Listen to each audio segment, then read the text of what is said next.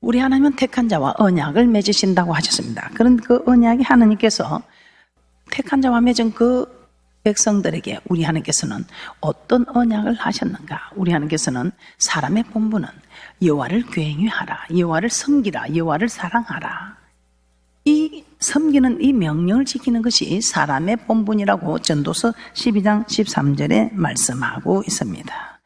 이런 사람에게 우리 하나님께서는 나를 긍휼하라, 나를 섬기라, 나를 사랑하라 이렇게 우리를 괴롭히고 고통 주시는 말씀이 아니라 그렇게 한 뒤에는 반드시 그에 대한 대가가 있다는 것입니다. 엄청난 축복의 역사가 있다는 것입니다. 우리도 자녀들에게 이것 좀 해다오 저것 좀 해다오 괴롭히려고 고통 주려고 하는 것이 아니고 그것 좀 해주면 정말 우리가 준비한 것이 너무 많지요. 우리 하나님의 전지전능하신 하나님께 비하면 우리는 아무 힘도 없는 사람들입니다.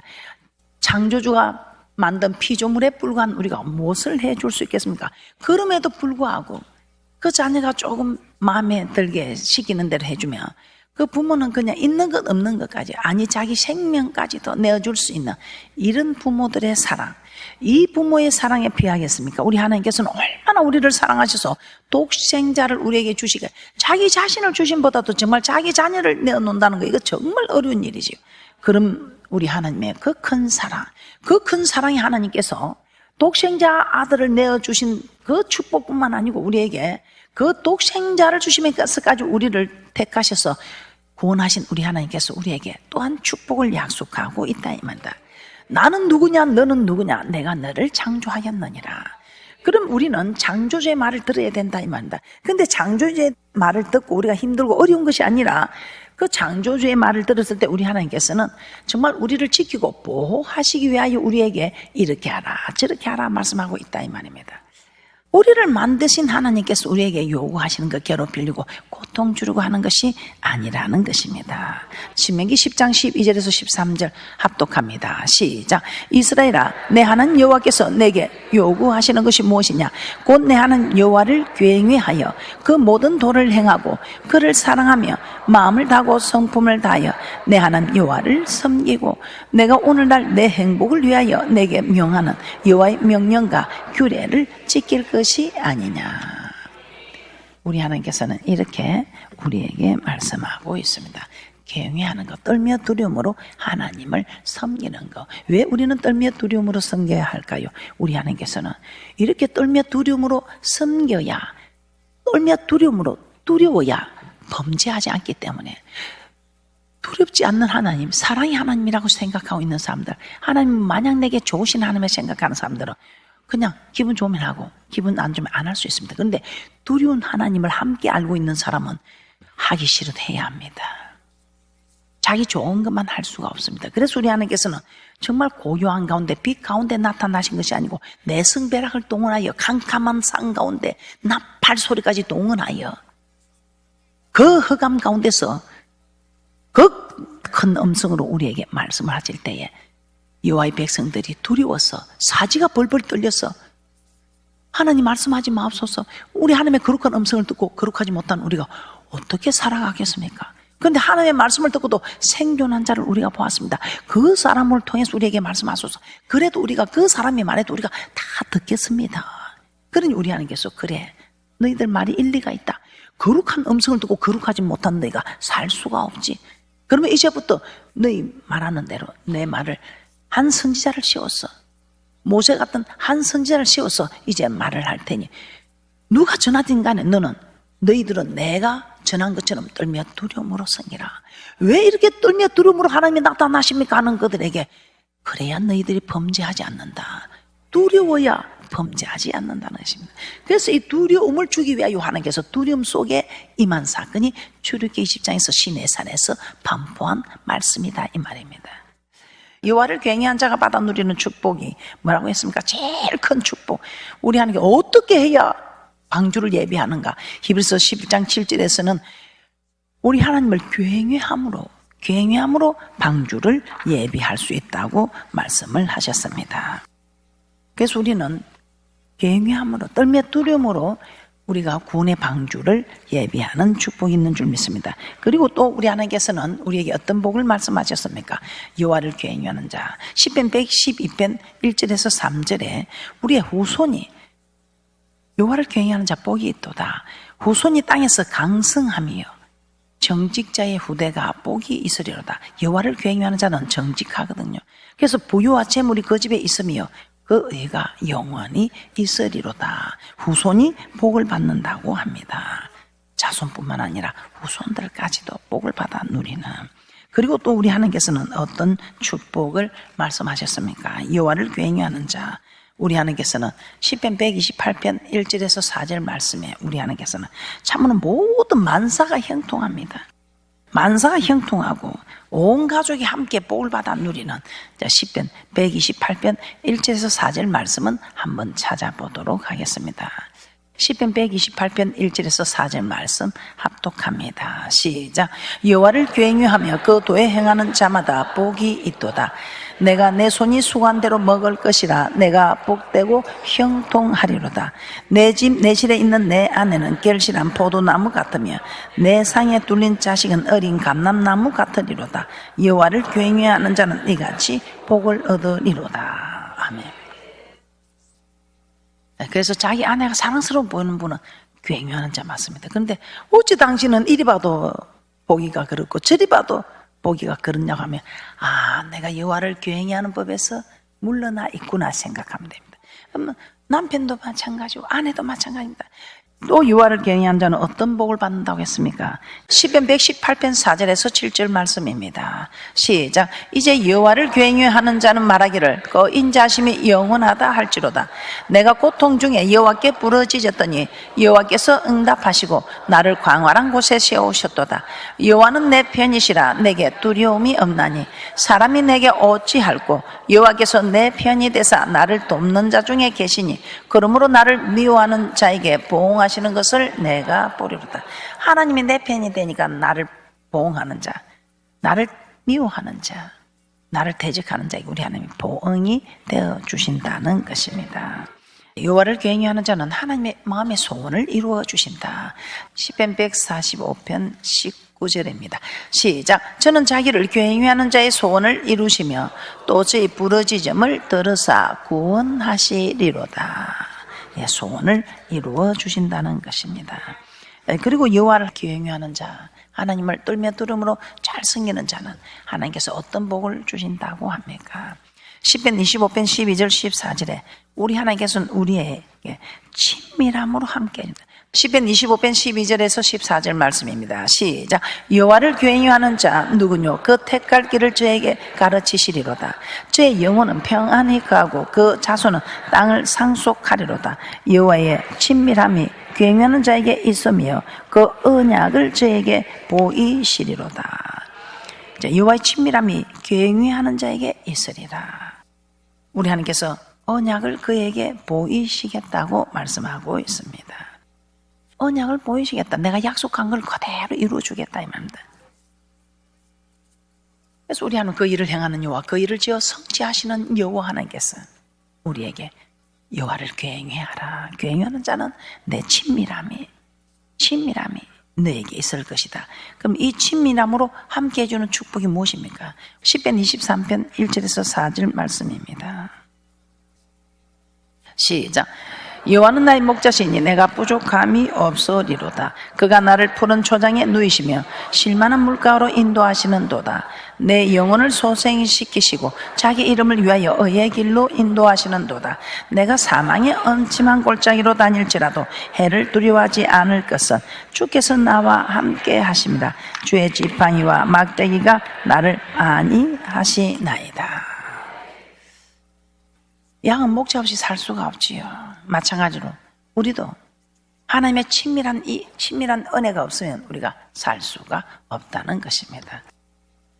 목자와 양의 관계로 표현한 것처럼 우리도 부모가 없으면 자녀가 살아가기 힘들듯이 우리의 영적인 부모님, 아버지, 우리를 창조하신 전능한 하나님이 계시지 않으면 참으로 우리는 힘들 수밖에 없다는 것입니다.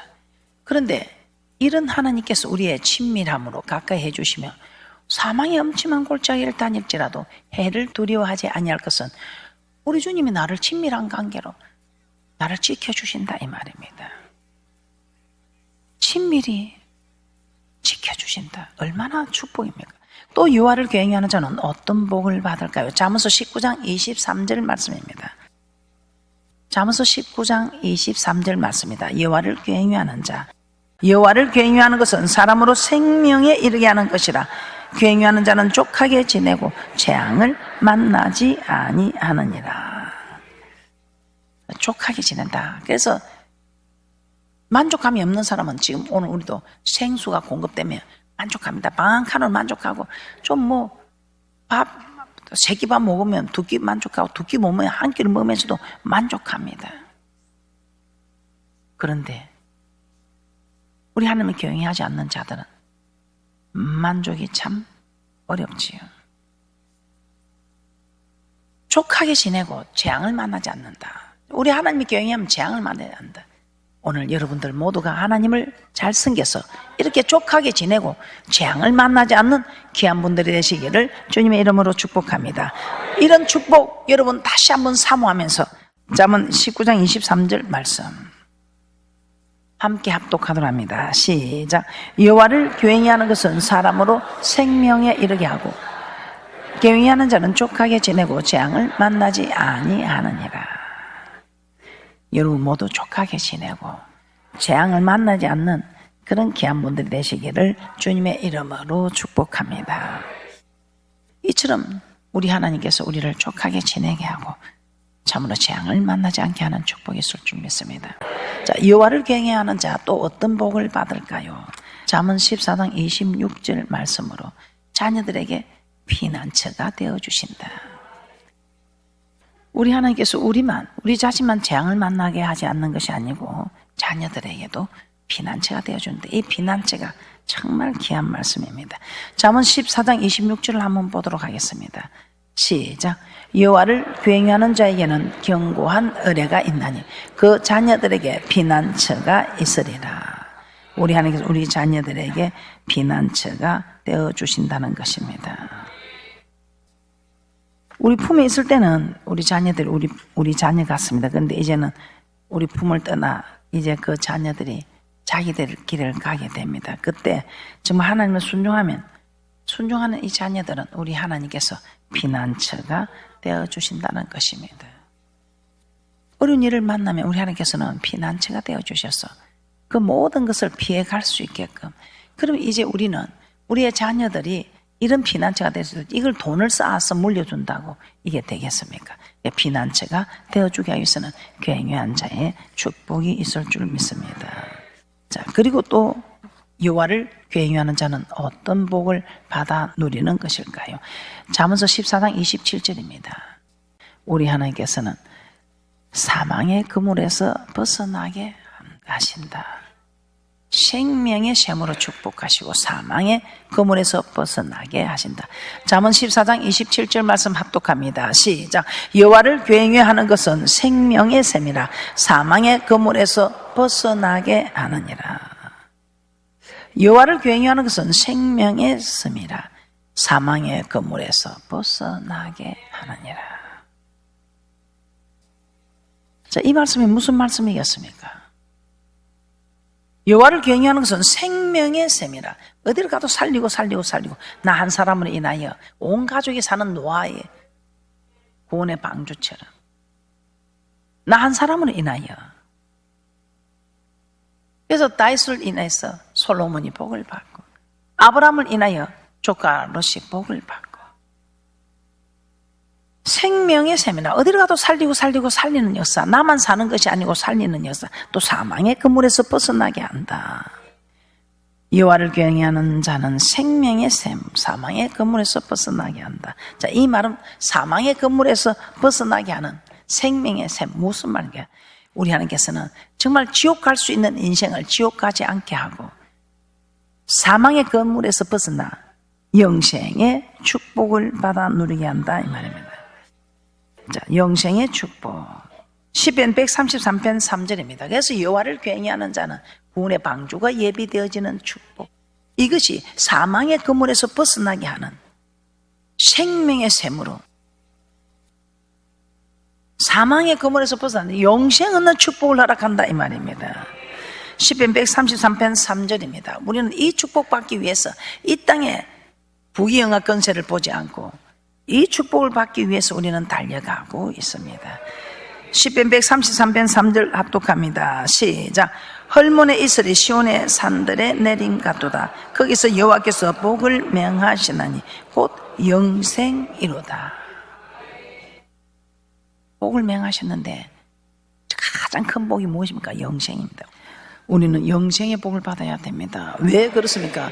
말라기 3장 16절에서 17절 한번 보겠습니다. 여호와를 경외하는 자, 경외하는 자와 경외하지 않는 자를 우리 하나님이 딱 구별한다 이 말입니다. 3장 16절에서 17절 말씀. 그래서 우리가 하나님을 경외할 때는 궁극적인 목적이 무엇입니까? 궁극적인 목적, 우리가 신앙생활하는 목적이 뭡니까? 저 천국 가기 위해서 신앙생활 하는 거 아닙니까? 말라기 3장 16절에서 17절 말씀 합독합니다. 시작. 그때에 여호와를 경외하는 자들이 핏자에 말하며 여호와께서 그것을 분명히 들으시고 여호와를 경외하는 자와 그 이름을 존중히 생각하는 자를 위하여 여호와 앞에 있는 기념책에 기록하셨느니라.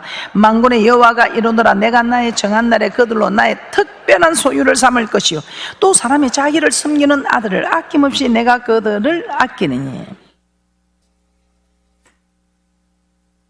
사람도 자기를 섬기는 아들을 아끼듯이 나도 그들을 아끼겠다 이 말입니다. 여호와를 경외하는 자와 그 이름을 존중히 여기는 자는 기념책에서, 그 생명의 기념책에 이름을 기록한다 이 말입니다. 그러면서 말라기 3장 18절 말씀입니다. 우리 하나님께서는 경외하는 자와 경외하지 않는 자를 분별하겠답니다. 경외하는 자, 경외하지 않는 자, 경외하는 자는 오른편에 서라, 경외하지 않는 자는 왼편에 서라, 이렇게 다 이제는 분별한다. 말라기 3장 18절입니다. 시작. 그때에 너희가 돌아와서 의인과 악인이며 하나님을 섬기는 자와 섬기지 아니하는 자를 분별하리라. 하나님을 섬긴다, 경외한다, 사랑한다, 명령을 지킨다, 다 그 말이 그 말인 거 이제는 깨달으셨지요. 말라기 4장 1절입니다. 말라기 4장 1절에 여호와를 경외하지 않는 자의 판정을 받는 사람들입니다. 경외하지 않는 사람들은 어떻게 되는가? 말라기서 4장 1절입니다. 다 그런 불과 유황으로 탄 못에 영원히 던지신다는 것입니다. 말라기 4장 1절입니다. 시작. 만군의 여호와가 이르노라. 보라, 극렬한 풀무불 같은 날이 이르리니 교만한 자와 악을 행하는 자는 다 촉에 같을 것이다. 그 이르는 날이 그들을 살라 그 뿌리와 가지를 남기지 아니할 것이라되. 목사님, 그 경외하지 않는 자가 어디 있습니까? 악을 행하는 자, 악은 여호와 하나님을 버리는 자입니다. 하나님의 말씀을 지키지 않는 자, 경외하지 않는 자를 악이라고 합니다. 경외하지 않는 이 사람들, 극렬한 풀무불, 극렬한 풀무불. 그런데 여호와를 경외하는 자에게는 어떤 축복을 준다고 합니까? 말라기 4장 2절입니다. 시작. 내 이름을 경외하는 너희에게는 의로운 해가 떠올라서 치료하는 강선을 바라니 너희가 나가서 외양간에서 나온 송아지같이 되리라. 경외하는 자와 경외하지 않는 자를 분별한 이 때에 경외하는 이들은 참으로 이제 의로운 해가 떠올라서 치료하는 강선을 바라서 마치 송아지가 외양간에서 나와서 뛰는 것처럼 기뻐 뛰며 주를 보겠네. 그때 기뻐 뛰며 송아지가 기뻐 뛰며 춤을 추듯이 우리도 기뻐 뛰며 춤을. 그런데 한편에서는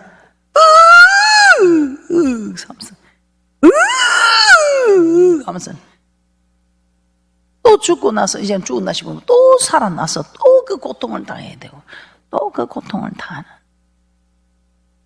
계시록에도 보면 그런 말씀이 있어요. 썩지 아니하는 몸을 입고 아픔이 없고 고통이 없는 곳에 영원히 살게 되는 이 축복을 받는가 하면 경외하지 않는 자들은 고통이 없는 것이 아니라 고통만 있는 그곳에서